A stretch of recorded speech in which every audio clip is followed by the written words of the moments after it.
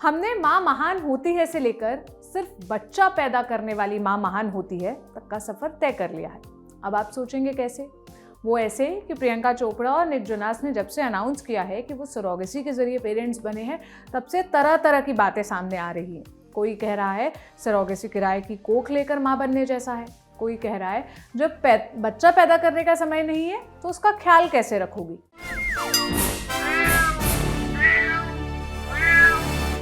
हाय, मेरा नाम है सोनल और आप देख रहे हैं ऑर्डिनरी की स्पेशल सीरीज म्याऊं। मामला ये है कि प्रियंका चोपड़ा और निक जोनास शादी के 3 साल बाद पेरेंट्स बने हैं सरोगेसी के जरिए। सरोगेसी वो प्रोसेस होता है जिसमें कोई कपल किसी दूसरी महिला की कोख के जरिए बच्चा पैदा करता है। कोई महिला अपने या फिर डोनर के एग्स के जरिए किसी दूसरे कपल के लिए प्रेग्नेंट होती है। अपनी कोख में दूसरे का बच्चा पालने वाली महिला को सरोगेट मदर कहा जाता है। सरोगेसी से बच्चा पैदा करने के पीछे कई वजह होती है, जैसे कि कपल को कोई मेडिकल इशू होना या गर्भधारण से महिला की जान को खतरा या फिर कोई दिक्कत होने की संभावना होना, या फिर कोई महिला खुद बच्चा पैदा करना ना चाहे तब वो सरोगेसी अडॉप्ट करती है। प्रियंका के पहले भी कई बॉलीवुड की हस्तियों ने सरोगेसी के थ्रू पेरेंट्स बने हैं, जैसे 2011 में आमिर खान और किरण राव ने सरोगेसी के जरिए बेटे आज़ाद को जन्म दिया था। 2013 में शाहरुख खान के तीसरे बेटे का जन्म सरोगेसी के थ्रू हुआ था। शिल्पा शेट्टी, प्रीति जिंटा, सनी लियोनी भी सरोगेसी के जरिए मदर्स बनी। एकता कपूर, करण जौहर, तुषार कपूर भी सरोगेसी की मदद से बच्चों को जन्म दिया इन्होंने और सिंगल पेरेंट बने। सिर्फ बॉलीवुड ही नहीं बल्कि पूरे भारत में सरोगेसी के जरिए बच्चे पैदा करना बहुत आम बात है और हाल ही में इसे रेगुलेट करने के लिए भारत सरकार ने कानून भी बनाया। कानून बनने के बाद से कमर्शियल सरोगेसी पर बैन लग गया, यानी अब कोई केवल सरोगेट मदर को पैसे देकर बच्चा पैदा नहीं कर सकता। अब केवल वो कपल ही सरोगेसी के जरिए बच्चे पैदा कर सकता है जिसमें पति या पत्नी इनफर्टाइल हो या दोनों को कोई समस्या हो। सिर्फ वो कपल सरोगेसी के लिए अप्लाई कर सकता है जिसमें पति की उम्र 26 से 55 साल हो और पत्नी की उम्र 25 से लेकर 50 साल। सरोगेट मदर के स्वास्थ्य का पूरा खर्चा बच्चे के माँ बाप का होगा।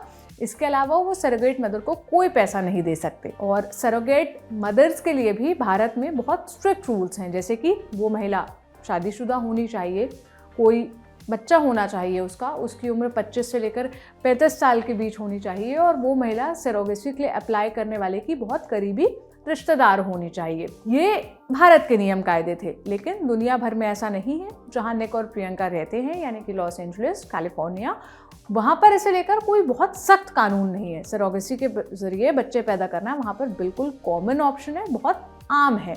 खैर, जब से खबर आई कि प्रियंका सरोगेसी के जरिए माँ बनी है, तब से लोगों के अलग अलग रिएक्शंस सामने आ रहे हैं। तस्लीमा नसरीन ने इसे ट्वीट करते हुए लिखा, कैसा महसूस होता है जब कोई सरोगेसी के जरिए माँ बनती होगी? क्या उन्हें वैसी ही फीलिंग आती होगी जैसे एक बच्चे को पैदा करने वाली माँ को होती है? शाइना ने लिखा, सरोगेसी का मतलब किराए की कोख है। इसका कारण माँ और बच्चे दोनों का कमोडिफिकेशन होता है। प्रखर शर्मा ने लिखा, ये अमीर और फेमस लोग सरोगेसी को अपनी फिगर और बॉडी को मेंटेन करने के लिए इस्तेमाल करते हैं। इनफर्टिलिटी के केस में समझा जा सकता है, पर इसका मिसयूज बंद होना चाहिए। रूपर्ट नाम के एक यूज़र ने लिखा, मुझे सरोगेसी के कंसेप्ट से ही दिक्कत है, ये वेश्यावृत्ति जैसा लगता है। वॉरियर नाम के एक यूज़र ने ट्वीट किया, आज के वक्त में इमोशन खत्म होते जा रहे हैं, बॉडी शेप माँ बनने से ज़्यादा मायने रखने लगा है। रोहित कुमार ने लिखा, वो सरोगेसी के बजाय बच्चा अडॉप्ट भी तो कर सकते थे। अगर ब्लड लाइन इतनी ज़रूरी नहीं है तो ये सब करने की ज़रूरत क्या है? ये तो लोगों के अलग अलग ओपिनियन थे। सरोगेसी ऑप्ट करने वालों का नज़रिया जानने के लिए मैंने एक ऐसे व्यक्ति से बात की जो सरोगेसी के जरिए फादर बने हैं। उनकी निजता का ध्यान रखते हुए हम उनका नाम और आवाज़ बदल रहे हैं। उनका कहना है, किराए की कोख अपने आप में रिग्रेसिव टर्म है। आप हमेशा मोरल ग्राउंड पर पूछते हो कि कोई मदरहुड जैसी पवित्र चीज़ के लिए पैसे कैसे ले सकता है या दे सकता है। ये सारी कहने की बातें हैं। जब आप अपने घर में बच्चे को लिटरली पालने के लिए आया रखते हो, बच्चे की देखभाल के लिए उसे पैसे देते हो, तब वो मोरल ग्राउंड कहाँ जाता है? अगर कोई महिला गरीब है जो पैसे के लिए कोख में बच्चा पाल रही है और ऐसा करने में उसे अपने शरीर का एक्सप्लॉयटेशन नहीं लगता, तो आप कौन होते हैं उसे जज करने वाले?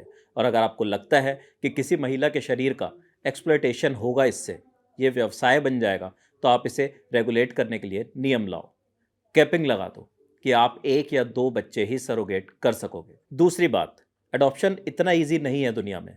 मेरे मन में इच्छा है कि मेरे बच्चे में मेरा अंश हो, इसमें क्या गलत है? अडॉप्टेड बच्चे को आप कभी नहीं बोल सकते कि वो हमारा बायोलॉजिकल बच्चा है। हम फ्यूचर में आंसरेबिलिटी नहीं चाहते कि उसके असल माँ बाप कौन हैं। हम इसलिए सरोगेसी चूज कर रहे हैं। तीसरी बात, जब एक औरत प्रेग्नेंट होती है तो उस समय उसके शरीर को आराम चाहिए। वो अपने करियर में वैसा परफॉर्म नहीं कर सकती जैसे उसके साथ वाला कलीग कर रहा है। ऐसे में अगर वो सरोगेसी ऑप्ट करती है तो आप उसे क्यों जज करने लगते हैं? सरोगेट मदर के लिए भी ये प्रोसेस कई बार बहुत डिफ़िकल्ट हो जाता है। 30 साल की ज्योति सरोगेट मदर बनी। उन्होंने अपना अनुभव बताते हुए बीबीसी से कहा, मैं एक फैक्ट्री में काम करती थी। मेरी महीने की तनख्वाह थी 3500 रुपये। मेरे पति रिक्शा चलाते थे, हर महीने 5000 रुपये कमाते थे। एक बार लड़ाई के बाद वो घर छोड़कर चला गया और मेरे बच्चों को पालना मेरे लिए बहुत मुश्किल हो गया। मैंने फर्टिलिटी क्लिनिक में पहले अंडे दिए थे, पर इस बार डॉक्टर ने मुझे सरोगेसी के बारे में बताया। मुझे पैसों की ज़रूरत थी, सो मैं मान गई। जब मैं प्रेग्नेंट थी तो मेरी माँ और मेरी सास ने मुझसे बात नहीं की। बच्चा मेरे पेट में घूमता था, मुझे उससे लगाव हो गया था, पर मैं उसे देख तक नहीं पाई। 2-3 साल तक मुझे बहुत बुरा लगा। मेरा वज़न भी बहुत कम हो गया था, पर अब मैं उसे नहीं देखना चाहती और आज हम उसके बारे में घर में बात भी नहीं करते।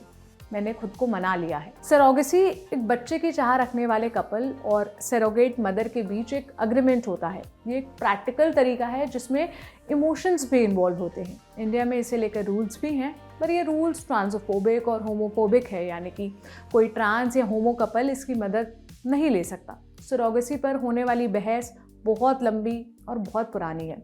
सरोगेसी ऑप्ट करने वाले कपल के लिए ये चॉइस की बात है, पर क्या उतनी ही चॉइस क्या सरोगेट मदर की भी होती है? क्या किसी मजबूरी के कारण उसे ये चूज करना पड़ता है? ये सोचने वाली बात है। कानून कैसे बेहतर हो सकता है, इस पर चर्चा हो सकती है। चर्चा होनी भी चाहिए, पर आईवीएफ सरोगेसी के जरिए माँ बनने वाली महिला को कम माँ समझना या उसकी मदरहुड पर सवाल उठाना कितना सही है? जब लीगली ऑप्शन सही है तो हम मॉरल ग्राउंड सेट करने वाले कौन होते हैं? आप क्या सोचते हैं इस मसले पर? मुझे कमेंट सेक्शन में बताइए। कैसा लगा ये एपिसोड ये भी बताइएगा। कल फिर मिलेंगे एक नए एपिसोड के साथ। अपना ख्याल रखिए। शुक्रिया।